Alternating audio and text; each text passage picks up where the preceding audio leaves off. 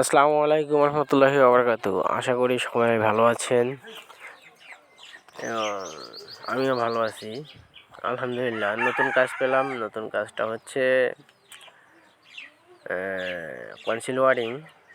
আপনারা দেখতে পাচ্ছেন এই যে যেমন এই যে ছাদ কাটার বিষয়টা, এই যে এখানে বাড়িওয়ালা যে মিস্ত্রি দিয়ে ছাদ ঢালাই দিছে, ওই মিস্ত্রি ছাদ ঢালাইয়ের সময় বলছে যে আঙ্কেল, ছাদে পাইপ বিছাইতে গেলে কম করে হলেও 10-20 হাজার টাকার মতো 20,000 টাকার মতো খরচ হবে।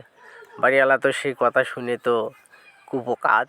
বাড়িওয়ালা তো ছাদে পাইপ বিছাই নাই, প্লাস এখন ছাদ ঢালাইয়ের পর যখন কনসিল ওয়ারিং করবে তখন আমাকে ডাকছে। আমি বললাম যে কনসিল ওয়ারিং করতে গেলে ছাদের পাইপ না কেটে, কারণ ছাদ ছাদ তো এখন কাটা লাগবে, ছাদে পাইপ বিছাই লাগলে এখন না কেটে অন্য ব্যবস্থা আছে, অন্য ব্যবস্থা করে দেই। আমি বলতেছে যে ছাদ কাটাই লাগবে, ছাদ কেটেই দেন। আরে মনে হয় ছাদ কেটলে তো ছাদের একটা ক্ষতি হচ্ছে না, সে কথাটা বললাম। আমি জাস্ট ভালো মন্দ সব বললাম যে এইরকম এইরকম। কারণ তেনার জিনিস তিনি যদি কেটেই নেন, আমার তো কেটে দেওয়া লাগবে, কর্তার ইচ্ছে কর্ম না। ঠিক সেই রকমই অনাকুইভাবেই দিলাম।